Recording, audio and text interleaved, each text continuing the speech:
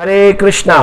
तो आज राधा अष्टमी के इस पावन शुभ अवसर पर हम एक गुह्यतम भजन पर चर्चा करेंगे। आइए प्रारंभ करते हैं। ओम नमो भगवते वासुदेवाय। ओम नमो भगवते वासुदेवाय। ओम नमो भगवते वासुदेवाय।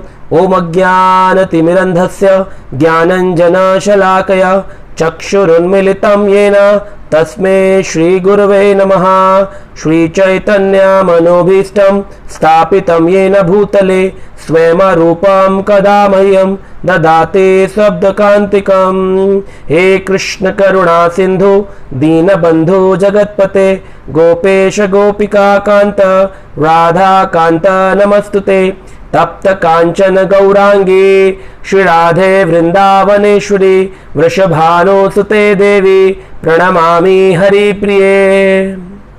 वाञ्छाकल्पतरुभ्यश्च कृपा सिन्धुभ्य एव च पतितानां पावनेभ्यो वैष्णवेभ्यो नमो नमः। जय श्री कृष्ण चैतन्य प्रभु नित्यानंद श्री अद्वैत गदाधर श्रीवासादि गौर भक्तवृंद की जय। हरे कृष्ण कृष्ण कृष्ण हरे हरे, हरे राम राम राम हरे हरे। नमो विष्णुपादाय कृष्ण प्रेष्ठाय भूतले श्रीमते भक्तिवेदांत स्वामी इति नामिने। नमस्ते सरस्वते देवे गौरवाणी प्रचारिणे निर्विशेष शून्यवादी पाश्चात्य देश तारिणे। हरे कृष्णा। आज हम श्री राधा रानी के एक महत्वपूर्ण भजन जो कि श्रील भक्ति विनोद ठाकुर द्वारा रचित है उस पर चर्चा करेंगे। इस राधा अष्टमी के विशेष पर्व पर जो श्रीमती राधा रानी का प्राकट्य दिवस है। तो राधा रानी जो कि गुरु तत्व भी हैं, भगवान श्री कृष्ण की हलादनी अंतरंगा शक्ति है, जो भगवान श्री कृष्ण को आनंद प्रदान करने के लिए, उनकी सेवा करने के लिए हम सभी को शिक्षा देती हैं कि किस प्रकार से एक भक्त को भगवान की सेवा करनी चाहिए। निरंतर तत्पर रहती हैं श्री कृष्ण की सेवा करने के लिए। शास्त्र कहते हैं, चैतन्य चरितामृत आदि शास्त्र में बताया गया, गोविंद नंदनी राधा गोविंदा मोहिनी गोविंद सर्वस्व सर्वकांता शिरोमणि। गोविंद नंदनी राधा, राधा रानी कैसी है? गोविंद नंदनी, गोविंद को, भगवान श्री कृष्ण को आनंद प्रदान करने वाली देवी है श्रीमती राधा रानी। गोविंद मोहिनी, और भगवान श्री कृष्ण को भी मोहित कर लेती हैं। भगवान श्री कृष्ण कामदेव को मोहित कर लेते हैं। वो कामदेव जो संसार के सारे जितने भी सुंदर स्त्री पुरुष हैं उन सभी को अंश मात्र में सुंदरता प्रदान करते हैं, तभी कोई विश्व सुंदरी या विश्व सुंदर पुरुष या स्त्री बनते हैं। और वो कामदेव अपने पूर्ण रूप से जब भगवान श्री कृष्ण के समक्ष आए, भगवान श्री कृष्ण ने उनको पूरा का पूरा ही हरा डाला और मोहित कर लिया। कामदेव प्रयास करके रह गए कि उनकी रासलीला आदि स्थान पर भगवान श्री कृष्ण में काम उत्पन्न कर सके, लेकिन भगवान श्री कृष्ण उनको हरा दिए। इसलिए भगवान का नाम पड़ा मदन मोहन। मदन मतलब कामदेव, मदन मोहन, जो कि कामदेव को भी अपनी ओर आकर्षित कर लेते हैं, उनके ऊपर कोई असर नहीं पड़ता। इसलिए श्री कृष्ण त्रिगुणातीत है, तीनों गुणों से ऊपर है, उनके ऊपर किसी काम, किसी भौतिक प्रकृति का असर नहीं होता है। लेकिन श्री राधा रानी कैसी हैं, श्री राधिका कैसी हैं? ऐसे मदन मोहन श्री कृष्ण को भी अपनी ओर आकर्षित कर लेती हैं। इसीलिए कहा गोविंद मोहिनी, या फिर मदन मोहन मोहिनी भी कहते हैं। और कहते हैं गोविंद सर्वस्व, श्रीमती राधा रानी कृष्ण की सर्वस्व हैं। उन्हीं के चिंतन में श्री कृष्ण सदा रहते हैं, और कृष्ण और राधा रानी आपस में एक दूसरे के चिंतन में है। इसलिए कई बार लोग सोचते हैं क्या नाम जपें, जय श्री कृष्ण जपें या राधे राधे जपें? तो आचार्यगण बताते हैं राधे राधे बोलेंगे तो कृष्ण प्रसन्न होंगे, कृष्ण कृष्ण बोलेंगे तो राधा रानी प्रसन्न होंगी, लेकिन अगर हरे कृष्ण बोलेंगे तो दोनों प्रसन्न होंगे। तो व्यक्ति को इन जुगल रूप भगवान श्री कृष्ण राधा रानी दोनों का संग में भजन करना चाहिए। वैसे तो ऐसा कभी होता नहीं कि श्री कृष्ण कभी भी अकेले हो, हमेशा श्री कृष्ण श्रीमती राधा रानी के संग होते हैं। तो आप सोच सकते हैं कि हमारे जो आचार्य थे, रूप गोस्वामी, सनातन गोस्वामी आदि, उनके पास जो विग्रह थे, जैसे रूप गोस्वामी के गोविंद देव जी उनको प्राप्त हुए गोमा टीला से, या फिर मदन मोहन जी सनातन गोस्वामी को प्राप्त हुए चौबे जी के परिवार से, तो ये सभी अकेले विग्रह थे। लेकिन भगवान के साथ श्री राधिका तो नहीं थी, तो हम राधा रानी और कृष्ण को कैसे समझें कि वो दोनों साथ रहते हैं हमेशा? कभी कभी तो कृष्ण की विग्रह अकेले भी होते हैं, लेकिन अंतरंगा शक्ति के रूप में सदा ही उन विग्रहों में श्रीमती राधा रानी प्रकट रहती हैं। कभी भी कृष्ण राधा रानी के बिना नहीं रह सकते हैं। इसीलिए गोविंद सर्वस्व, गोविंद के सब कुछ ही है श्रीमती राधा रानी, सर्व कांता शिरोमणि। और जितनी भी प्रिय सखियां हैं, प्रिय गोपियां हैं, जितनी भी उनके सखाजन हैं, उन सभी में से, उन सबके सेवकों में अधिष्ठात्री हैं श्रीमती राधा रानी। ये सबसे उत्तम भगवान की प्रिया हैं, तो इसलिए सर्व कांता शिरोमणि। तो ऐसी ही श्रीमती राधा रानी के लिए श्रील भक्ति विनोद ठाकुर ने एक बहुत सुंदर भजन के द्वारा हम सबको शिक्षा दी है कि हम कैसे श्री राधिका का आज राधा अष्टमी के दिन भजन कर सकते हैं। कहते हैं, राधा भजन यदि मति नाही भेला, राधा भजन यदि मति नाही भेला, कृष्णा भजन तब अकारण गैला, कृष्णा भजन तब अकारण गैला। राधा भजन यदि मति नहीं भेला, अगर हमारे मन में श्री राधिका का भजन नहीं है तो ये कृष्ण का भजन अकारण चला जाएगा। हमको कृष्ण की जो कृपा मिलने वाली थी, उन कृपा को हमने बीच में ही रोक दिया। कृष्ण का भजन करो तो राधा रानी के साथ, इसीलिए राधा रानी का नाम कृष्ण के साथ और कृष्ण का नाम राधा रानी के साथ। जब हम हरे कृष्ण कृष्ण कृष्ण हरे हरे, हरे राम राम राम हरे हरे जपते हैं, तो इसमें हरे शब्द जो है वो श्रीमती राधा रानी को संबोधित करता है। इसीलिए कई बार लोग बोलते हैं कि मंत्र तो राधा कृष्ण कृष्ण कृष्ण राधा राधा होना चाहिए, ये हरे कृष्ण क्यों है? क्योंकि हरे मतलब राधा रानी ही है, जो कि संबोधन रूप से उनका प्रयोग किया गया है। उनका हम डायरेक्ट यूज नहीं कर सकते हैं। देखिए, वृंदावन वासी हैं, व्रजवासी हैं, जो व्रज में वास करते हैं, उनका श्रीमती राधा रानी के प्रति एक अलग प्रेम है। वो श्रीमती राधा रानी को राधा करके बुला सकते हैं, लेकिन हम लोग राधा नहीं बोल सकते। हमें उनको बड़े ही सम्मान के साथ श्रीमती राधा रानी कहना पड़ेगा, या फिर संबोधन रूप में हरे कह सकते हैं। उनका नाम वैसे हरा है, हरा को संबोधन रूप में हरे कहते हैं। तो इसलिए चैतन्य महाप्रभु ने हमें गोलोक का प्रेम धन हरिनाम संकीर्तन प्रदान किया। हरे कृष्ण कृष्ण कृष्ण हरे हरे, हरे राम राम राम हरे हरे। तो जब हम हरे कृष्ण बोले तो दोनों ही राधा कृष्ण की आराधना होती है कि हे श्रीमती राधा रानी, हे कृष्ण, हमें अपनी युगल सेवा में लगाइए, आप दोनों अपनी सेवा में लगाइए। तो श्री राधा रानी गुरु हैं, जो हमको प्रदान करते हैं ये दिमाग, ये बुद्धि देती है कि कैसे हमें कृष्ण का भजन करना चाहिए। तो कोई व्यक्ति अगर जीवन काल में ये सोचे कि नहीं मैं तो राधा रानी के बिना ही कृष्ण का भजन कर लूंगा, जय श्री कृष्ण कह के, तो कह रहे हैं यहाँ भक्ति विनोद ठाकुर, राधा भजन यदि मति नाही भेला, कृष्ण भजन अकारण गैला। उस व्यक्ति का अकारण चला जाएगा भजन करना। इसलिए हरे कृष्ण महामंत्र जपना बहुत अनिवार्य है इस कलयुग के जीवों के लिए। उनको एक ही मात्र रास्ता है, श्री राधा रानी, जो कि अहेतुकी कृपा करती हैं। कृष्ण पात्रता का विचार करते हैं, लेकिन श्री राधा रानी पात्रता का विचार नहीं करती हैं। एक बार भगवान श्री कृष्ण जो थे, उन्होंने देखा कि उनके नंद बाबा सभी को दान दे रहे हैं। कोई ना कोई जो व्यक्ति आता है वहां पर नंद गांव में, उनको दान में कुछ ना कुछ देते हैं। लेकिन श्री कृष्ण देखते हैं कि जिनके पास पात्र नहीं है, उन लोगों को नंद बाबा कहते हैं जाइए पहले पात्र लेके आइए। कृष्ण कहते हैं जाइए पात्र लेके आइए, तब हम आपको दान देंगे। तो लोग चले जाते हैं पात्र लेने के लिए और लौट करके आते हैं पात्र लेकर, तब उनको मिलता है। लेकिन जिनके पास पात्र नहीं, उनको दान भी नहीं मिल रहा, कृष्ण प्रेम, कृष्ण दान नहीं मिल रहा है। वही राधा रानी जब इस बात को देखती हैं और जाकर के अपने पिता वृषभानु महाराज से कहती हैं कि हे महाराज वृषभानु, हे मेरे पिताजी, मैं सोचती हूं कि जिन लोगों के पास पात्र नहीं है उन लोगों का क्या होगा, उनको कैसे दान मिलेगा कृष्ण के हाथों से। तो हे पिताजी, नंद बाबा आज कृष्ण के हाथों से दान दिलवा रहे हैं, कृष्ण प्रेम की बरसात हो रही है। क्या हम एक काम कर सकते हैं, हम उन लोगों को जिनके पास पात्र नहीं है उनको पात्र प्रदान करें। तो इस पात्र को राधा रानी प्रदान करती हैं।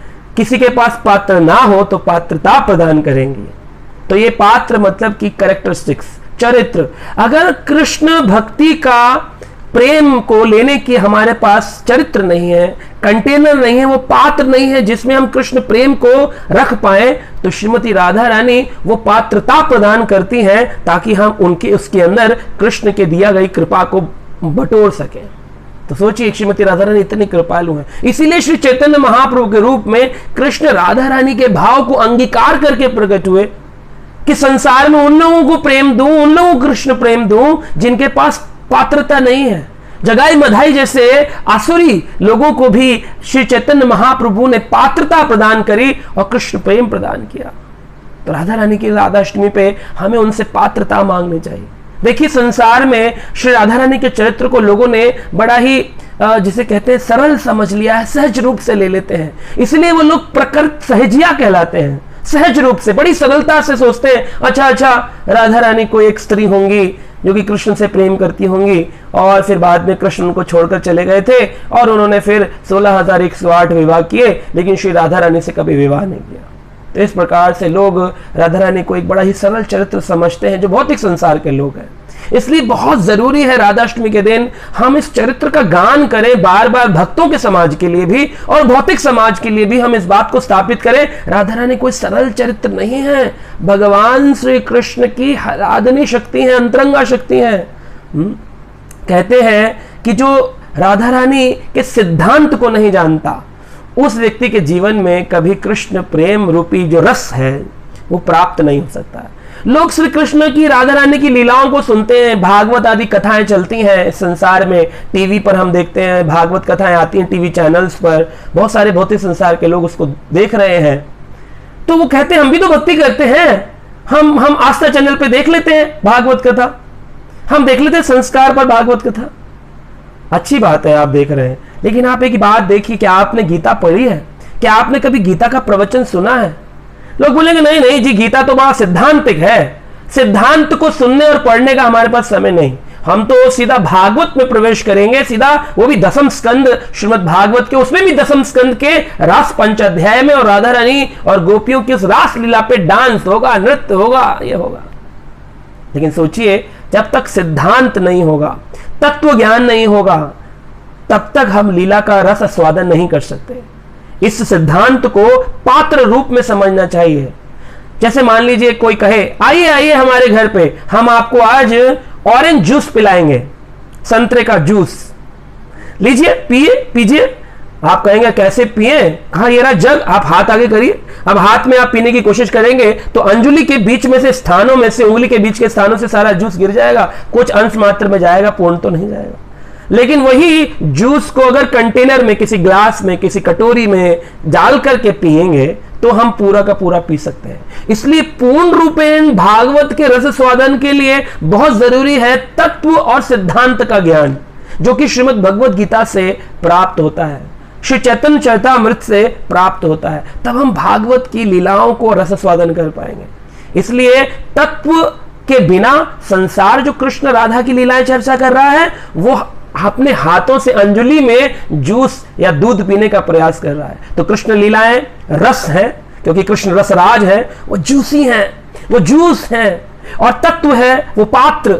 और अगर पात्र ना हो तो राधा रानी के चरणों में प्रीति कर लो, प्रार्थना कर लो कि राधा रानी हमको आप पात्रता प्रदान करिए, ताकि हम श्री राधा रानी की कृपा से पात्रता प्राप्त करें और फिर श्री कृष्ण की कृपा से उन लीलाओं का रस स्वादन कर सकें।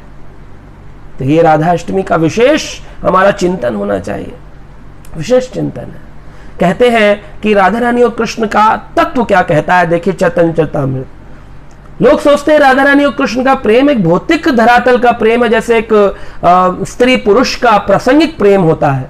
ऐसा नहीं है। कहते हैं गोपी गणेर प्रेमेर रूढ़ भावनाम रूढ़ भावनाम गोपी गणेर प्रेमार रूढ़ भावनाम विशुद्ध निर्मल प्रेमा प्रभु नाही काम।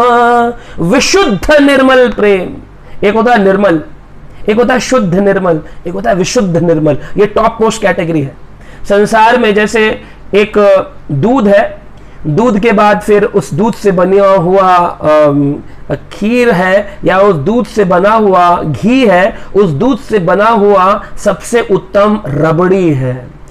अब जो दूध में आनंद है उससे उत्तम आनंद लोगों को घी में है, और उस घी से भी अधिक आनंद मिलता है रबड़ी में। वो रबड़ी का आनंद दूध नहीं दे सकता है। तो जब खूब पकाते हैं, उस दूध को चौन करते हैं, तब पाते हैं हम रबड़ी। इसी प्रकार से एक है प्रेम, एक है निर्मल प्रेम। उस प्रेम में कोई मात्सर्य की भावना नहीं, जलन की भावना नहीं। निर्मल प्रेम के ऊपर भी है शुद्ध निर्मल प्रेम, और शुद्ध निर्मल प्रेम के ऊपर है विशुद्ध निर्मल प्रेम। तो गोपियों का और उन गोपियों की अधिष्ठात्री देवी श्रीमती राधा रानी का प्रेम कैसा है? कभू नाही काम, उसमें काम की कोई लेश मात्र नहीं है। अब जिसके मन में काम है, जो स्त्री पुरुष संग में है, जो ग्रस्त जीवन में अपने स्त्री पुरुष प्रसंगों में लगा है, वो व्यक्ति YouTube वीडियो में जाकर के या फिर टीवी चैनल में जाकर के अपनी बुद्धि से, अपनी धरातल काम वासना की बुद्धि से राधा कृष्ण का टीवी सीरियल देख रहा है बैठ करके। और वो जो प्रोड्यूसर डायरेक्टर बना रहे हैं वो भी अपनी काम बुद्धि से उन सीरियल्स को बना रहे हैं, और जो एक्ट कर रहे हैं वो भी। तो क्या ये विशुद्ध निर्मल प्रेम प्राप्त हो सकता है? जैसा करेंगे संग वैसा बनेगा ढंग। उनको देखें, उन टीवी सीरियल्स को, उनसे हम समझने की कोशिश करें और फिर तर्क करें, शास्त्रों को बेकार बता दें। अरे टीवी सीरियल में दिखाया था राधा और कृष्ण का प्रेम, बहुत सुंदर लीला चल रही थी। हाथ जोड़कर विनती है, मत देखिए, कुछ नहीं मिलने वाला। टाइम पास ही करना है तो कोई और फिल्म देख लीजिए। कम से कम कृष्ण चरित्रों का उपहास करना, उनको गलत रूप से समझना और देखना, ये अपराध लग जाएगा। इसलिए राधा कृष्ण का अगर चरित्र सुनना है, या तो भागवत भक्तों के मुख से, वैष्णव जनों के मुख से, या फिर शास्त्रों के आधार पर पढ़कर के समझ सकते हैं, अन्यथा नहीं। गोपी गणेर प्रेमेर रूढ़ भावनाम विशुद्ध निर्मल प्रेम कभू नाही काम। उसमें कभी काम नहीं है, कोई काम वासना नहीं है। इसीलिए आप देखें, जो कृष्ण प्रेम का रस है, उस रस का उल्टा है रस, तो सर, रस का उल्टा सर। सर मतलब सरोवर। जो राधा कुंड आदि सरोवर है, प्रेम सरोवर आदि सरोवर है, बरसाना और गोवर्धन के पास, जहां श्री राधा कृष्ण का लीला चल रही है, उन सर के अंदर क्या है? रस। रस का ही उल्टा है सर। उन सरों में, उन सरोवरों में राधा कृष्ण का प्रेम रस भरा हुआ है। सोचिए, राधा, उनका उल्टा देखे नाम का अपोजिट धारा। तो कृष्ण प्रेम की धारा कौन दे सकती है? राधा, वही दे सकती है। लेकिन संसार ने सब कुछ उल्टा फुल्टा करके रख दिया। आप देखें तो जो ये राधा रानी और कृष्ण की लीलाएं हैं, इनको समझने के लिए बहुत अधिक तत्व ज्ञान, बहुत अधिक सिद्धांत, बहुत अधिक शरणागति। इसलिए भक्ति विनोद ठाकुर कह रहे हैं, राधा भजन यदि मति नाही भेला, कृष्ण भजन तब अकारण गैला। कृष्ण का भजन अकारण चला जाएगा। आगे कहते हैं, आतप रहित सुरय नहीं जानी, राधा विरहित माधव नहीं मानी। आतप रहित, आतप, तप मतलब होता है तपस, गर्मी। जैसे आग है तो वहां तप है, आग है वहां रोशनी है। कभी सुना है किसी से कहते हुए, अरे भाई जल्दी करो, ठंडी वाली आग लगा लो? ठंडी वाली आग होती है। या फिर काम करो, जरा वो नमकीन चीनी दे दो। चीनी कभी मिठास के बिना होती है। या फिर एक काम करो, वो मीठा नमक दे दो। नमक कभी नमकीन तत्व के बिना होता है। ऐसे ही कृष्ण सदा राधा रानी के संग ही है। कभी उनके अंदर, शक्तिमान के अंदर की शक्ति है राधा रानी, कभी उन चाहते हैं कि मैं आनंद आनंद प्राप्त करूं, तो उस गोलोक वृंदावन धाम में जब कृष्ण के मन में संकल्प शक्ति के द्वारा ये भावना आती है कि मैं आनंद रस स्वादन करूं, तो उनकी ही सत चित और आनंद, जो आनंद शक्ति है वो आनंद शक्ति प्रकट होती है, हलादिनी शक्ति कहते हैं, वो आनंद शक्ति प्रकट होती हैं और भगवान श्री कृष्ण के उस रास मंडल में भागने लगती हैं पुष्प चुनने के लिए, ताकि श्री कृष्ण के चरणों में अर्पित करके उनकी सेवा आराधना कर सकूं। तो क्योंकि वो रास मंडल में भाग रही हैं, भागने को कहते हैं धावा, तो रास मंडल में जो धावा करती हैं, रास मंडल का रा और भागने धावा का धा नाम पड़ता है राधा। श्री कृष्ण कहते हैं राधा, अपनी ही शक्ति का नाम गोलोक वृंदावन में रखते हैं। ऐसा नहीं कि राधा रानी आई और फिर वो इस संसार में प्रकट हुई, फिर वृषभानु महाराज ने सोचा क्या रखें, फिर गूगल पे गए, फिर बॉयज गर्ल्स नेम निकाले, फिर कहा मेरे बच्चे का नाम क्या होना चाहिए, राधिका, नहीं नहीं नहीं नहीं राधा, नहीं नहीं नहीं सीता, नहीं नहीं नहीं क्या होना चाहिए, तुलसी, वृंदा। उन्होंने कहा नहीं, राधा ये भगवान श्री कृष्ण के द्वारा गोलोक वृंदावन का नाम है ना। और राधा रानी अपनी सेवा में इतनी पक्की है, इतनी पक्की है, किसी भी विग्रह में आप देखेंगे कृष्ण तो विभिन्न लीलाओं में अपना नाम बदलते हैं, लेकिन राधा रानी का नाम कभी परिवर्तित नहीं होता, क्योंकि कृष्ण लीलाधर है, लीलाएं करते हैं। राधा रानी अपनी सेवा की जो स्थिति है, सेवक की स्थिति बनाए रखती है कि मैं कृष्ण की सेविका हूं, मैं लीला नहीं करूंगी, मैं क्या करूंगी, सिर्फ कृष्ण की सेवा करूंगी। इसीलिए वो गुरु तत्व है। और हमारे गुरुजन भी कैसे होते हैं, सदा श्री कृष्ण और राधा की सेवा में लगे रहते हैं। तो राधा रानी सदा कृष्ण की सेवा में लगी रहती है। तो देखें, राधा मदन मोहन, राधा गोविंद देव, राधा गोपीनाथ, राधा श्याम सुंदर। तो नाम श्याम सुंदर, बांके बिहारी, गोविंद, गोपीनाथ, मदन मोहन, कृष्ण के नाम लीलाओं अनुसार बदलते हैं, परंतु राधा रानी का नाम राधा ही चलता है, क्योंकि सेवक की स्थिति है सदा समान रूप से कृष्ण सेवा में लगे रहना, यह भावना है।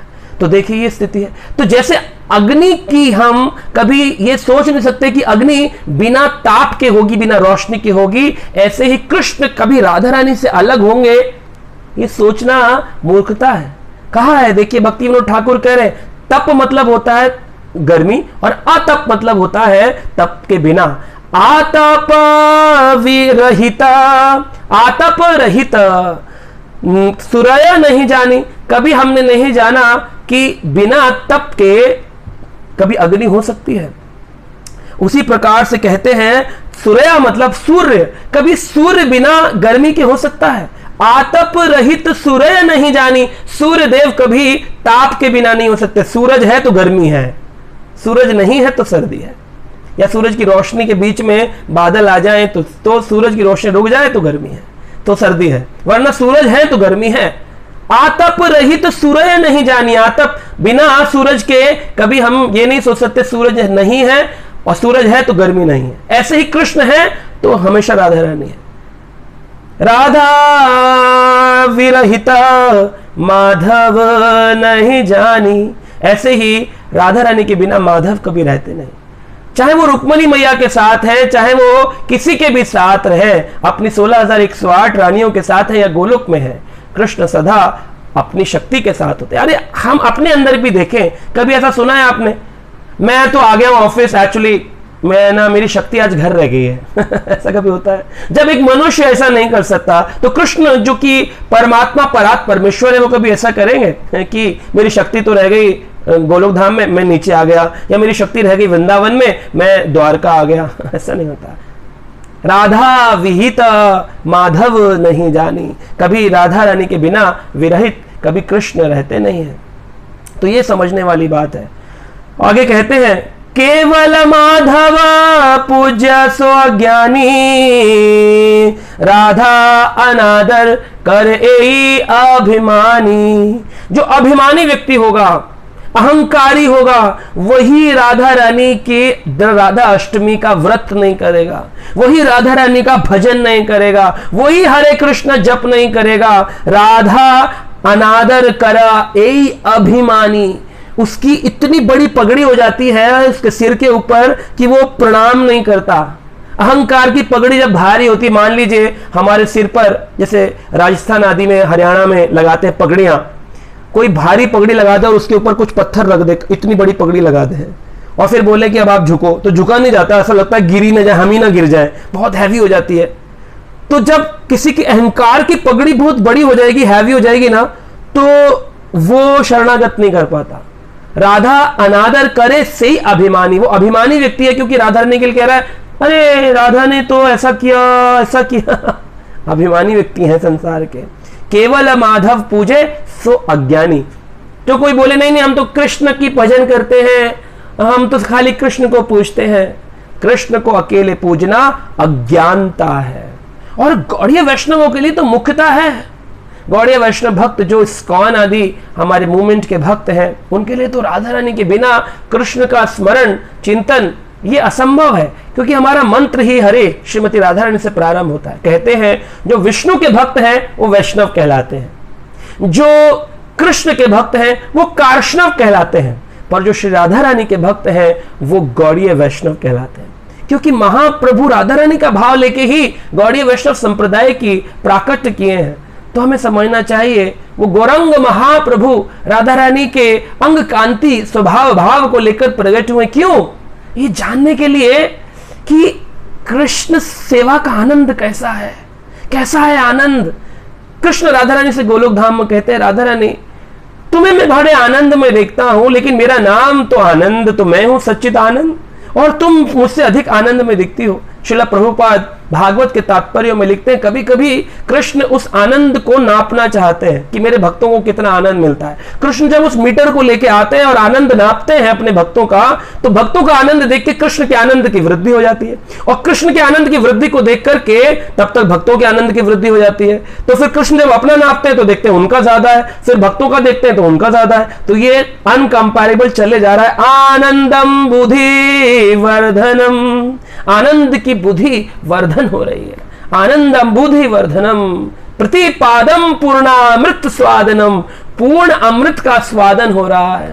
पग पग पर आनंद है इस भक्ति मार्ग में, इस गौड़ीय वैष्णव संप्रदाय में, इन तत्वों में पूर्ण आनंद है, पग पग पर आनंद है। तो ऐसा हमको समझना चाहिए कि श्री राधा रानी का हम भजन करें कृष्ण के संग में। कृष्ण भजन करे केवल सो अज्ञानी, वो अज्ञानी है। और राधा रानी का अनादर करे से अभिमानी, वो इगोइस्टिक व्यक्ति है, वो अहंकारी व्यक्ति है। कबही नहीं करिबे ताकर संग, ऐसे व्यक्ति का संग कभी मत करो जो राधा रानी के विपरीत भाव रखता है, राधा रानी के विपरीत भाव रखता है। कबही नहीं करिबे तार संग, कबही नहीं करिब ताकार संग, चित्त इच्छासी यदि व्रज रस रंग। व्रज रस की अगर आपके मन में थोड़ी सी भी महत्वाकांक्षा है कि मैं चाहता हूं मेरे जीवन में मुझे व्रज रस मिले, जैसा हम रोज तुलसी आरती में गाते हैं, मोरा यही अभिलाष विलास कुंजे दियो वास, विलास कुंज में मुझे वास मिल जाए, और रहे तुलसी महारानी मुझे अपने अनुगत सखी कर लो, अपनी सेविका बना लो। तो जब राधा रानी की कृपा होती किसी व्यक्ति पर तो वो तुलसी माला से जाप करने लगता है। तो ये सही मायने में तुलसी ने उसको अपनी सखी रूप में अनुगतता प्रदान करी है। वो जाप करता हरे कृष्ण कृष्ण कृष्ण हरे हरे। तो सही मायने में वो वृंदा देवी तुलसी महारानी की सखी रूप में, उनके अनुगत में, वैष्णव अनुगत में, परम वैष्णवी के अनुगत में सेवा कर रहा है। और भाव क्या है? मोर यही अभिलाष विलास कुंज, जो राधा रानी का विलास कुंज है वहां मुझे वास मिल जाए। ये भावना से रोज भक्त गा रहे हैं, लेकिन क्या कभी इस पर चिंतन कर रहे हैं? क्या कभी सोच रहे हैं? देखिए ये बहुत गुह्यतम ज्ञान है, गुह्यतम बात है। मैं तो बोलने योग्य नहीं हूं, परंतु जैसा अध्ययन किया वैसा बोलने का प्रयास करता हूं। देखिए काम और प्रेम ये दोनों अलग चीजें हैं। राधा रानी का चरित्र निर्मल, विशुद्ध निर्मल प्रेम का भाव है। तो काम जो संसार का है, जो राधा रानी और कृष्ण का प्रेम है, ये दोनों अलग बातें हैं। हमारा भी जो कृष्ण से शाश्वत प्रेम है और जो हम अपने परिवार से प्रेम करते हैं, ये दोनों में भेद है। काम प्रेम दोहकार विभिन्न लक्षण, लोह आर हेम दोह स्वरूप विलक्षण। चैतन्य चरितामृत आदि लीला 4 अध्याय 164 नंबर प्यार कहा गया, काम प्रेम दोहकार, काम और एक प्रेम ये दो चीजें हैं, काम प्रेम दोहकार विभिन्न लक्षण, दोनों के लक्षण भी अलग है। कैसे लक्षण है? लोह आर हेम याचे स्वरूप विलक्षण। जैसे एक लोहा और हेम, लोहा मतलब आयरन और हेम मतलब गोल्ड सोना। जैसे सोने को लोहे की जगह इस्तेमाल नहीं किया जा सकता। कभी आपने देखा है सोने का हथौड़ा, या कभी आपने देखा है लोहे का किसी ने मंगलसूत्र पहना हो, किसी माता जी ने बोले मैंने लोहे का बनवाया है लोहे का। तो लोह और प्रेम याचे स्वरूप विलक्षण, दोनों का स्वरूप ही अलग है। ऐसे ही काम और प्रेम दो अलग अलग चीजें हैं। तो काम जो इस संसार की है, वासना, काम, भावना, इच्छा रूपी भावना, भौतिक संसार को भोगने की अभिलाषा, इस संसार में रति, ये एक्चुअली क्या है? काम है। ये लोहा है, ये लोहे के समान है, बड़ा सस्ता है। और वहीं सोना बहुत महंगा है, और अभी तो सोने की कीमत बढ़ती चली जा रही है। हाँ, बहुत महंगा होता जा रहा है सोना। तो आप सोचिए, ये सोना जिसे पाना असंभव है। किसी के घर में सोने के दरवाजे देखे? हमने सोने के दरवाजे लगाए नहीं, तो छोटे छोटे ऑर्नामेंट्स बनाते हैं। सोना बहुत महंगा तत्व है, इसीलिए काम बड़ी सरलता से प्राप्त होता है संसार में। भौतिक इच्छाओं को भोगने की अभिलाषा वाले जीव मिल जाएंगे, परंतु कृष्ण प्रेम करने वाले, श्री राधा रानी और कृष्ण का जो प्रेम है उसको समझने वाले, वो सोना को परचेज करें ऐसी भावना वाले भक्त बहुत कम संसार में देखने को मिलते हैं। देखिए, राधा रस सुधा निधि एक ग्रंथ है जिसे श्रील प्रबोधानंद सरस्वती ने लिखा। श्रीलपाद प्रबोधानंद सरस्वती जो कि गोपाल भट्ट गोस्वामी के चाचा कहलाते हैं। गोपाल भट्ट गोस्वामी हमारे षड गोस्वामी वृंदों में से हैं। उनके चाचा जो कि गोपाल भट्ट गोस्वामी के पिता वेंकट भट्ट और उनके चाचा प्रबोधानंद सरस्वती, जिनके घर पर चतुर्मास में जो भी चल रहा है, श्री चैतन्य महाप्रभु 4 महीने के लिए तिरुचनापल्ली श्रीरंगम क्षेत्र में रहे उनके घर पे, और बचपन में ही गोपाल भट्ट गोस्वामी को अधिक कृपा प्रदान करी। तो ये जो प्रबोधानंद सरस्वती हैं, ये बाद में वृंदावन आए, और वृंदावन आकर के इन्होंने षड गोस्वामियों का संग किया।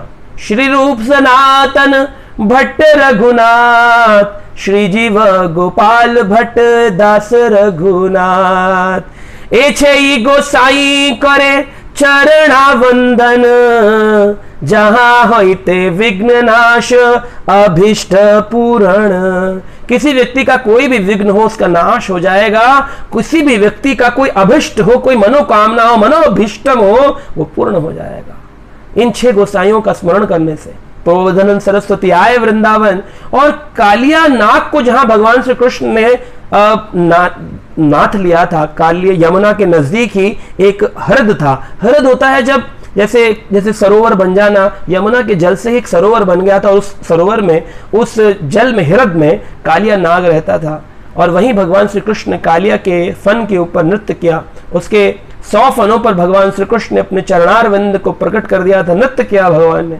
उस कालिया हृद के स्थान पे ही प्रबोधानंद सरस्वती आए, और वहां बैठकर के उन्होंने चिंतन अपना प्रारंभ किया, और नित्य प्रतिदिन षड गोस्वामियों से मिलते थे और उनसे चर्चा करते थे। और उनसे चर्चा करते हुए उन्हीं की अभिलाषा से उन्होंने राधा रानी के तत्व को समझा, और राधा रस सुधा निधि नामक ग्रंथ की रचना करी। उस ग्रंथ में एक बहुत सुंदर रूप से वर्णन है श्री राधा रानी के, कैसे हम समझ सकते हैं राधा रानी के तत्व को, राधा रानी की प्रधानता को, राधा रानी के प्रेम को। देखिए कैसे कहा गया है। लावण्य सार रस सार सुख एक सार, करुणा सार माधुर छवि रूप सार, वेदग्ध्य सार रतिकेली विलास सार, राधा अभिदे मम मनो अखिले सार सारे। लावण्य सार रस सार सुख एक सार, राधा रानी के लिए प्रबोधानंद सरस्वती इतना सुंदर लिख रहे हैं, लावण्य सारा। राधा रानी कैसी हैं? सुंदरता, लावण्य जो है इस संसार में, जैसे भागवत में कहा गया, इस संसार में लोगों की लावण्यता कैसी है, सुंदरता कैसी है? बालों को खुला रखेंगी स्त्रियां, खुले बालों को आगे करेंगी, कभी पीछे करेंगी, कभी लटे निकालेंगी और कहेंगे यही सुंदरता है। और यहां तक कि पुरुष भी लंबे लंबे बाल रखेंगे। लावण्य केश धारणम, भागवत में आया।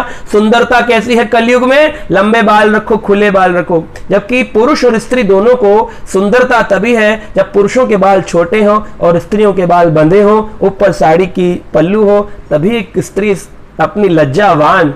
स्त्री का सबसे बड़ा गहना उसकी लज्जा है। चाणक्य पंडित कहते हैं लज्जा गई तो स्त्री का सब कुछ चला गया। और आज स्त्रियां लज्जाहीन होकर के बाल खोल करके अपना प्रोफाइल पिक लगाने के लिए क्या करेंगे? बाल खोलेंगे। ये ठीक नहीं है, देखा जाए शास्त्र विपरीत है, परंतु कह सकते हैं किसी को पकड़ कर सुधार नहीं सकते। सुधरना तो खुद ही पड़ेगा, बदलना तो खुद ही पड़ेगा।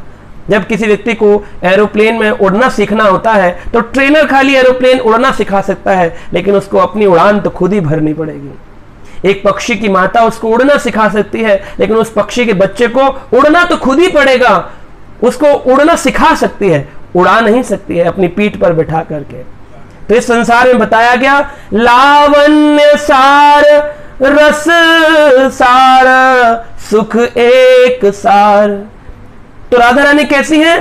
सुंदरता का सार है, सुंदरता की सार बिंदु है। और इस संसार का जो अमृत है, इस आध्यात्मिक संसार का, जिस अपरकट जगत का सार है, उसकी अधिष्ठात्री। जैसे पूरे रस आध्यात्मिक को एकत्रित करें और एक मटके में डाल दें और उससे निकाल के फिर एक गिलास में डाल दें, उस सारे आध्यात्मिक धरातल का जो रस है उसको एक जगह एकत्रित करें तो उसको क्या कहा जाएगा? रस सार। कौन है? श्री राधा रानी। और सुख एक सार, इस संसार का जो सुख है, उस सारे भौतिक और आध्यात्मिक संसार में जो भी सुख है, उस सुख और आनंद का एकमात्र बिंदु है श्री राधिका। सुख एक सार, करुणा सार। और राधा रानी कैसी हैं? करुणा सार, बहुत अधिक करुणामयी है। अभी हमने चर्चा करी, जिनके पास पात्र नहीं है उनको भी कृष्ण प्रेम प्रदान करने के लिए पात्र न होने पर पात्रता देती हैं। पात्र अपात्र विचार नाही, नाही स्थान स्थाने। ना स्थान देखेंगी कौन से स्थान में आपने पूजा करी, न ये देखेंगी क्या कौन सी जाति में आपने जन्म लिया। कृष्ण प्रेम के अभिलाषी हो, कृष्ण से दान चाहते हो, कृष्ण प्रेम चाहते हो, तो ये लो मैं तुम्हें पात्रता प्रदान करते हूँ। और राधा रानी एक बार रिकमेंड कर दे तो कृष्ण भी उस बात को नकारते नहीं, क्योंकि कृष्ण मदन मोहन मोहिनी के द्वारा मोहित हो जाते हैं, उनके कहे अनुसार चलते हैं। तो इसलिए बहुत जरूरी है जानना, करुणा के सार है श्री राधिका।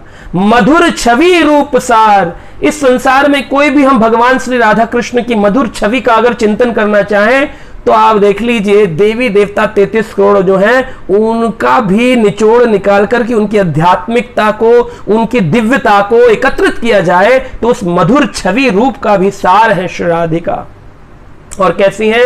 वैध मध्यम सार। कहते हैं वैघ मध्य मतलब कि वो इतनी ज्यादा बुद्धिमान है, वैधज्ञ है, इतनी ज्यादा बुद्धिशील है कि उनसे ज्यादा इंटेलिजेंट कोई नहीं। श्री राधा रानी की पाक शक्ति ऐसी है कि एक बार दुर्वासा ऋषि आए थे राधा रानी के वहां रावल ग्राम में, जहां उनका प्राकट्य आज ही के दिन हुआ, तो राधा अष्टमी के दिन, तो वहां रावल ग्राम में दुर्वासा ऋषि आए और उन्होंने कहा मैं चाहता हूं कि कोई मेरे लिए भोजन बनाए। और इन सभी खेलती कन्याओं में जब श्री राधा रानी 5 वर्ष से कम उम्र की थी, मैं चाहता हूं कोई मेरे लिए भोजन आदि बनाए। तो कहा क्या तुम मेरे लिए बनाओगी? तो श्री राधिका रानी प्रसन्न हो गई, बोली हाँ मैं आपके लिए मुनिवर बनाऊंगी। और गई, दूध एकत्रित किया, खीर चावल एकत्रित किया, कर्पूर इलायची सब एकत्रित करके बहुत सुंदर खीर बनाई और खीर बनाकर के दुर्वासा ऋषि को दी। दुर्वासा ऋषि चिंतन कर रहे थे, लगता तो है कोई ये लक्ष्मी स्वरूपा दिव्य देवी है, लेकिन क्या पाते हैं? उन्होंने पाया कि देवी तो है लेकिन ये जो खीर है ये तो अमृत जो है स्वर्ग का उसको भी फेल कर दिया। बहुत ऊंचा रस प्रदान करती हैं। दुर्वासा ऋषि ने आशीर्वाद दिया। वैसे तो आशीर्वाद की जरूरत नहीं है राधा रानी को, लेकिन फिर भी उन संसार के लिए उन्होंने आशीर्वाद दिया। मैं आशीर्वाद देता हूं कि तुम जिसको भी अपने हाथ से बना के भोजन खिलाओगी वो क्या हो जाएगा, उसका यश बढ़ेगा, बल बढ़ेगा, रूप बढ़ेगा, सुंदरता बढ़ेगी। और इसीलिए जब ये बात यशोदा माई को पता चली तो उन्होंने कीर्तिदा माता जो श्री राधा रानी की माँ है उनसे कहा, मैं चाहती हूँ मेरे कृष्ण का भोजन रोज राधा रानी बनाए, रोज, क्योंकि इनके हाथ में दिव्यता है। तो कीर्तिदा माता स्वीकार कर ली और राधा रानी रोज कृष्ण का भोजन बनाने लगी। इतना भोजन बनाती हैं कि जब से एक राधा रानी भौम वृंदावन, गोलोक वृंदावन में कृष्ण के लिए प्रकट हुई हैं, तब से राधा रानी रोज कृष्ण के लिए नित्य नई भोजन बनाती हैं, भोग बनाती हैं, और आज तक उन्होंने किसी रेसिपी को रिपीट नहीं किया। सोचिए कैसी पाक शक्ति है। तो ये देखिए बहुत ही ज्यादा बुद्धिशाली है। एक दिन यशोदा माई ने कहा कि राधा रानी, मैं चाहती हूं कि तुम मेरे घर में बहू बन के आ जाओ और मैं चाहती हूं कि तुम्हारे हाथ पीले मैं ही करूं। तो उन्होंने हल्दी ली और राधा रानी के हाथों पर लगा दी। उन्होंने कहा, माई आपने ये क्या किया, मैं आती हूं रोज कान्हा के लिए प्रसाद बनाने के लिए, लेकिन अगर मेरी माँ को ये पता चला या हमने गोपियों सखियों को पता चला तो सब मेरा उपहास करेंगे, हंसेंगी मुझ पर, आपने ये क्या कर दिया। तो यशोदा माई बोली, अरे मुझे तेरे रूप पर बड़ा प्रेम आ रहा था, इसलिए हे राधिका मैंने तुम्हारे हाथों को पीला कर दिया, ये सोच कर ही शायद मैं सोच में ही प्रसन्न हो जाऊं कि मेरे कृष्ण की तुम क्या हो, दुल्हन हो। तो राधा रानी बड़ी ही हंसती हुई और बड़ी ही डरती हुई समाज से लीला करती हुई चली गई। और पास ही में एक राधा सरोवर था जहाँ राधा रानी नित्य स्नान करती थी, और वो बरसाना में उस स्थान पे आकर के राधा रानी ने अपने हाथों को धोना प्रारंभ किया। जैसे हाथों को धोना प्रारंभ किया तो राधा रानी के हाथ से वो हल्दी के साथ साथ राधा रानी की जो तप्त कांचन रंग है, 1000 सूर्यों का जो तेज हो, एक बार सोना पिघलाया जाए ऐसे 1000 बार पिघला दो सोने को, जितना आभा प्रकट होती है उतना जो पीला रंग है वो शरीर से निकलने लगा। और राधा रानी के हाथ से हल्दी निकलते निकलते वो तप्त कांचन रंग भी निकल गया, और सरोवर जो राधा सरोवर कृष्ण सरोवर था वो क्या सरोवर बन गया, पीला पड़ गया। और उस सरोवर का नाम ही है पीली पोखर। उसे प्रिया सरोवर भी कहते हैं क्योंकि श्रीमती राधा रानी ने वहां अपने हस्त कमल को धोया था। तो आप देख सकते हैं बरसाना जब जाएं, श्री राधा रानी के पिता वृषभानु महाराज का महल जब आप लाडली लाल का दर्शन करके उतरे, पास ही में, बिल्कुल पास में प्रिया सरोवर जिसे पीली पोखर कहते हैं, आप दर्शन कर सकते हैं। बहुत सुंदर स्थान है। तो आप देखिए कि यहाँ पर एक बार भगवान श्री कृष्ण ने भी एक लीला करी। भगवान श्री कृष्ण ने जब देखा कि राधा रानी का तप्त कांचन रंग इसमें चला गया है, कृष्ण भी प्रवेश कर गए पीछे से उस सरोवर में। और जैसे कृष्ण ने प्रवेश किया तो कृष्ण कैसे है, श्याम वर्ण है, कृष्ण का श्याम वर्ण परिवर्तित होकर के कृष्ण गौर वर्ण हो गए। और जो गौरंग महाप्रभु कलयुग में प्रकट होने वाले थे, उन्होंने द्वापर में ही अपना रूप दिखाना प्रारंभ कर दिया। सब बोले, अरे कृष्ण ये आपके रूप को क्या हुआ, ऐसा लग रहा है जैसे राधा रानी का रूप आपके अंदर निकल आया है। और फिर जैसे जैसे उस पीली पोखर का जल शरीर से सूखता रहा, कृष्ण धीरे धीरे पुनः श्याम वर्ण के हो गए। तो इस प्रकार से आप देखिए, आप जा सकते हैं और राधा रानी के हाथ का हस्त कमल से स्पर्श किया गया, जिसमें उनके लावण्य माधुरी रूप छवि उसके अंदर विराजमान है। उस सरोवर के जल का पान कर सकते हैं, उसका स्पर्श कर सकते हैं। तो रति केली विलास सार, और जितनी भी लीलाएं करी हैं, रति केली, केली मतलब लीलाएं करी हैं, जितनी भी बालपन की पौगंड लीलाएं, बाल लीलाएं, किशोर लीलाएं, सभी श्री राधा रानी ने करी हैं। इन सभी के अंदर जो रति है, प्रेम है, उसका भी सार है श्री राधिका। और कहते हैं, राधा अभिध्य मम मनो अखिल सार सारे। प्रबोधानंद सरस्वती कहते हैं, बस एक ही कामना है मेरा अभिध्य, एक होता है संबंध, फिर एक होता है अभिध्य, फिर एक होता है प्रयोजन। तो श्री चैतन्य महाप्रभु कहते हैं, कृष्ण से जानना कि हम कृष्ण के दास हैं, ये संबंध स्थापित करना है। फिर कृष्ण संबंध स्थापित करने के बाद कृष्ण को प्राप्त करने के रास्ते पे भजन क्रिया में लगना, ये अभिधेय है। और कृष्ण प्रेम प्राप्त करना, ये प्रयोजन है। तो सबसे पहले संबंध, फिर अभिधेय, फिर प्रयोजन। कृष्ण, कृष्ण भक्ति, कृष्ण प्रेम, 3 महाधन, 3 ही महाधन है एक भक्त के जीवन में। पहले वो संबंध जान ले कि मैं दास हूं, उसके बाद सेवा करे, भजन क्रिया में आए, और फिर अपने अंतिम गंतव्य पे कृष्ण प्रेम को वो प्राप्त कर ले। तो ये 3 महाधन। तो प्रबोधानंद सरस्वती कह रहे हैं राधा अविद्य मम मनो अखिल रस सार सारे, मेरे मन में तो एक ही अविध्येय है, एक ही रास्ता चाहता हूं कि राधा रानी जो है अखिल सार वस्तु जो है वो मेरे मन में विराजमान रहे। अगर राधा रानी विराजमान रहेंगी यानी गुरु तत्व विराजमान रहेंगे तो हम बड़ी सरलता से कृष्ण को प्राप्त कर सकते हैं। कहते हैं वेदी भक्ति होती है और उस वेदी भक्ति के मार्ग से ही हम धीरे धीरे रागानुगा भक्ति की ओर जा सकते हैं। रागानुगा भक्ति होती है कि स्पॉन्टेनियस लव फॉर कृष्ण। आज हम उठते हैं मंगल आरती, आज हम उठते हैं जपा करने के लिए, बड़ा बड़ा फोर्स करना पड़ता है क्योंकि रेगुलेटेड हम लाइफ में ऑर्डर्स में, स्पिरिचुअल मास्टर के ऑर्डर्स में, अपने गुरुजनों के आदेशों अनुसार बाध्य हैं, इसलिए हम ड्यूटी बाउंड होकर के करते हैं। परंतु रात को नींद ना आए, ऐसा कातर प्रेम जागृत हो जाए, कृष्ण इंतजार करेंगे 3:30 बजे ही मैं मंगला आरती पहुंच जाऊं 4:30 की जगह, ऐसा होता नहीं। या ऐसा हो जाए इसको कहते हैं राग अनुग भक्ति। राग अनुगा भक्ति बहुत ही स्पॉन्टेनियस लव फॉर कृष्ण है। लेकिन जब तक प्रभुपाद जी कहते हैं वैधि भक्ति करो, वैधि मतलब उस मार्ग में रागानुगा तक जाने के लिए नियमों का पालन करो। क्या लीला, क्या पालन करना चाहिए? तो राधाष्टमी दिवस पे हम सभी भक्तों को इस बात का स्मरण करना चाहिए कि हम कर क्या सकते हैं। देखिए 4 चीजें आचार्यों ने बताई हैं। पहली, चरित्र श्रवण, राधा रानी के चरित्र का, कृष्ण के चरित्र का, भागवत आदि का श्रवण करें। दूसरा, हम क्या करें? स्मरण, श्री राधा रानी की लीलाओं का, श्री कृष्ण की लीलाओं का स्मरण करें। तीसरा, लीला कीर्तन, राधा रानी और कृष्ण की लीलाओं का कीर्तन करें, कथा करें या कीर्तन करें, हरे कृष्ण महामंत्र का जाप करें, सभी कीर्तन है। और चौथा, व्रज लीलाओं का ध्यान, व्रज में जाएं, व्रज लीलाओं को सुने, व्रज मंडल की लीलाओं को सुने, व्रज यात्राओं को पढ़ें, सुने और उनका ध्यान करें। ये 4 काम अगर कोई व्यक्ति करता है वैदिक भक्ति में तो बड़ी सरलता से आचार्य कहते हैं कि वो रागानुगा भक्ति की ओर अग्रसर हो सकता है। इसीलिए देखिए चैतन्य चरितामृत में भी कहा गया है, नित्य सिद्ध कृष्ण प्रेम साधक भुनाए, श्रवणादि शुद्ध चित्त करया उदया। नित्य सिद्ध कृष्ण प्रेम, कृष्ण प्रेम नित्य है, सिद्ध है, आपके अंदर है, लेकिन आ क्यों नहीं रहा?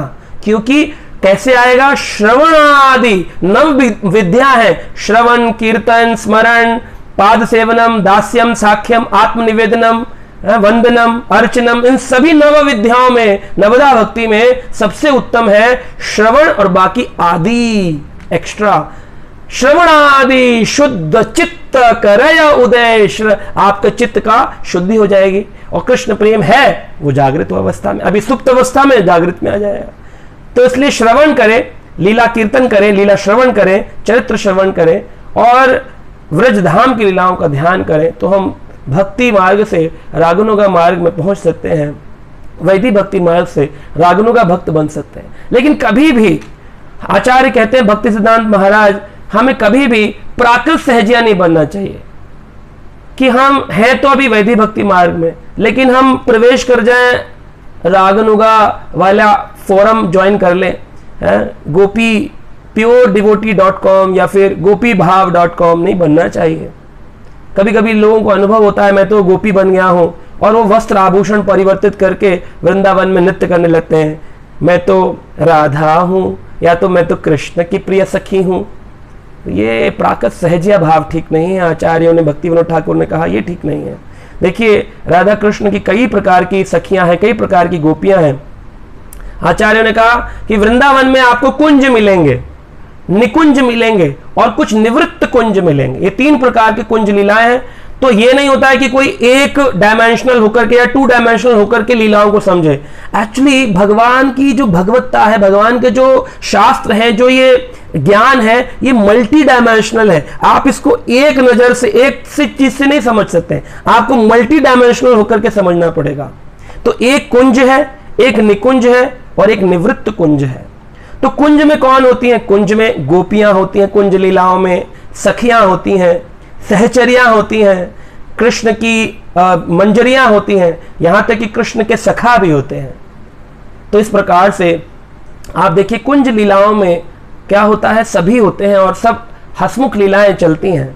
और इसी प्रकार से जब आगे जाएं तो किसी किसी आचार्य को निकुंज भाव अर्जित होता है, और वो जब उस भावावेश में प्रवेश करते हैं तब वो फिर निकुंज भावों को स्थापित करते हैं। निकुंज भाव कैसा है? वहां पर गोपियों में ही जो सर्वश्रेष्ठ गोपियां हैं, जिन्हें की personal associate of Shrimati Radha Rani कहते हैं और personal servant of Shrimati Radha Rani कहते हैं, तो सखियां और मंजरियां, सखी जो है पर्सनल एसोसिएट्स हैं और मंजरियां जो है पर्सनल असिस्टेंट्स हैं श्रीमती राधा रानी और कृष्ण राधा रानी की।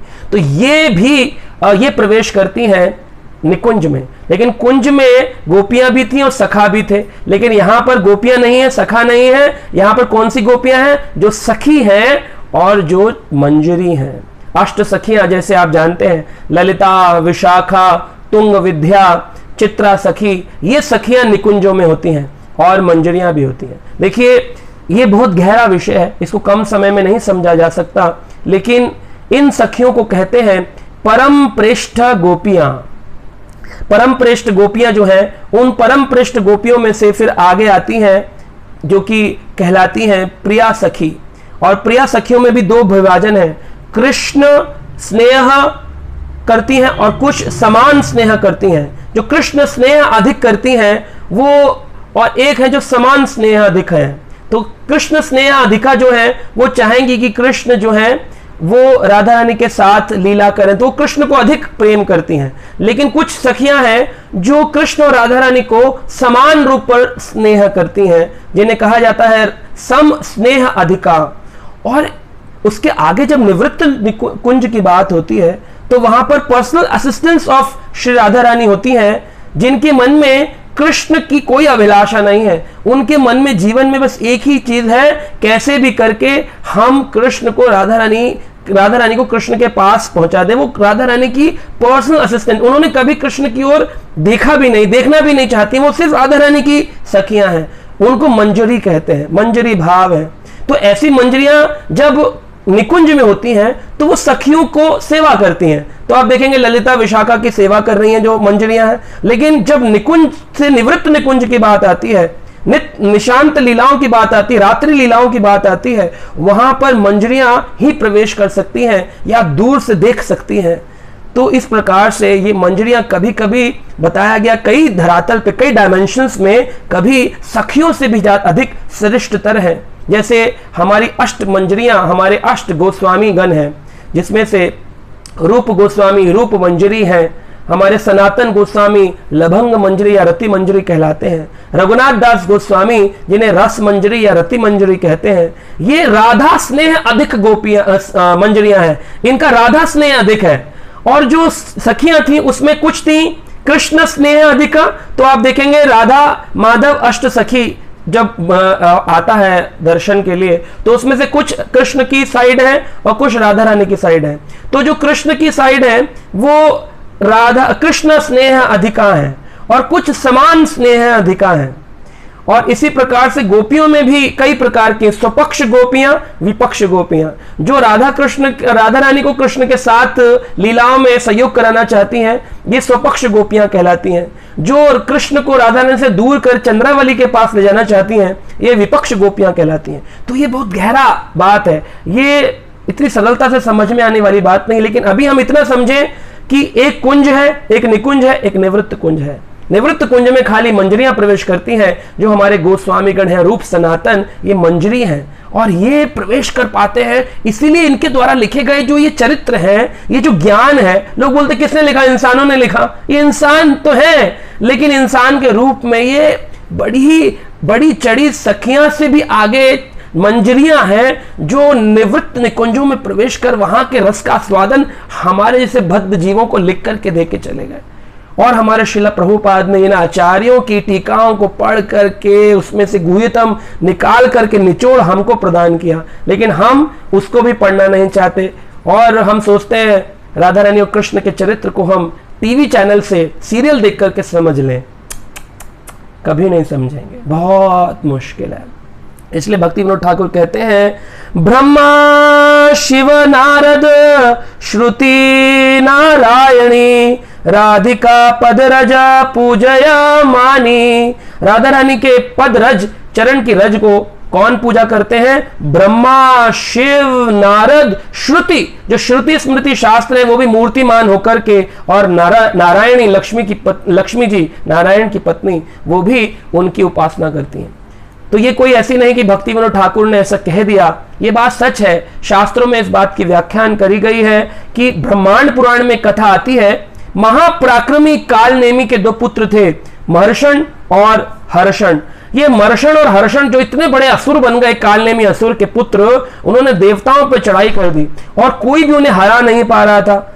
उन दोनों ने गोपनीय विष्णु मंत्र की दीक्षा प्राप्त कर ली थी और विष्णु मंत्र से इतने शक्तिशाली बन गए कि सभी देवता परेशान होकर के कार्तिकेय के पास गए, भगवान शिव के पुत्र के पास, और कहा आप कुछ करिए ना, हे कार्तिकेय, आप क्या इन हर्षण और मर्षण को मार नहीं सकते हैं? कार्तिकेय ने अपने मयूर पर चढ़कर देवताओं के समूह को लेकर के चढ़ाई करी, लेकिन हर्षण मर्षण को मारने में वो न कामयाब रहे, मार नहीं पाए। कार्तिकेय पुनः वापिस आया और आकर के अपनी माता पार्वती को बताया, तो पार्वती जो थी उन्होंने कहा मैं जाऊंगी, और देवी काली का रूप धारण कर अन्य शक्तियां योगिनियों को लेकर के अष्टधात्री देवी पार्वती दुर्गा रूप, काली रूप लेकर के लड़ने गई, लेकिन वो भी हर्षण और मर्षण को मारने में नाकामयाब हुई और वापिस आ गई।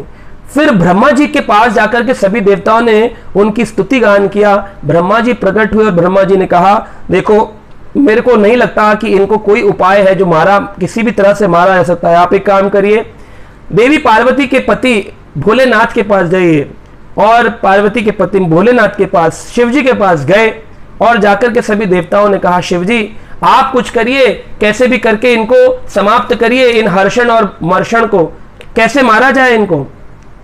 तो शिवजी ने कहा कि देखो मुझे लगता है इन्होंने विष्णु मंत्र की दीक्षा ली है, तो विष्णु भगवान भी इनको नहीं मारेंगे, क्योंकि इनको कोई देवता नहीं मार सकता, क्योंकि इन्होंने विष्णु मंत्र की दीक्षा ली है। तो क्या करें, कैसे मारा जाए इनको?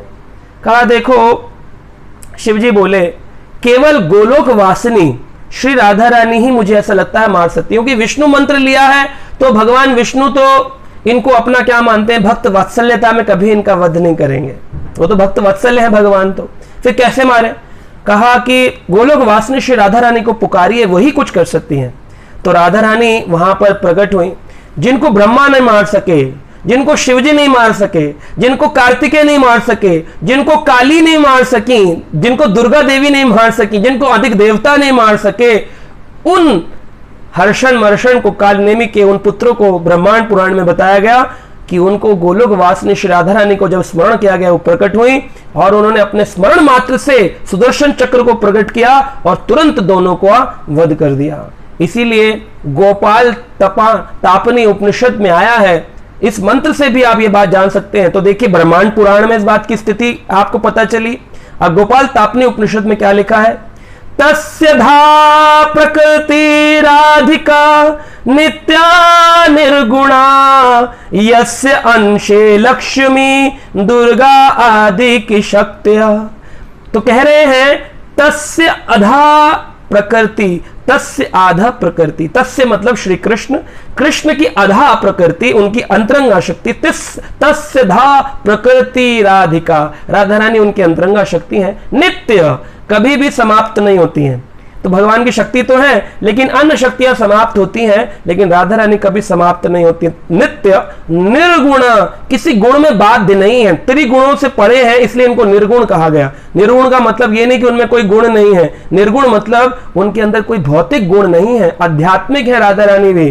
तस्य धा प्रकृति राधिका नित्य निर्गुणा यस्य अंशे लक्ष्मी, और इन्हीं के अंश से लक्ष्मी दुर्गा आदि की शक्तियां, जितनी भी शक्तियां हैं, दुर्गा लक्ष्मी। कई बार लोग बोलते हैं अरे राधा रानी तो लक्ष्मी का अवतार है। देखिए इस गोपाल तापनी उपनिषद से आपको इस बात की पुष्टि होती है। तस्य धा प्रकृति राधिका नित्य निर्गुणा यस्य अंशे लक्ष्मी, उनके अंश से लक्ष्मी प्रकट होती है। जैसे कृष्ण के अंश से विष्णु प्रकट होते हैं, वैसे ही राधा रानी के अंश से लक्ष्मियां, सहस्त्र लक्ष्मियां प्रकट होती हैं। तो इसलिए मूल शक्ति कौन है संसार की? कई बार लोग बोलते हैं दुर्गा माई। दुर्गा माई मूल शक्ति है भौतिक संसार की, लेकिन भौतिक और आध्यात्मिक संसार की मूल शक्ति कौन है? श्री राधा रानी।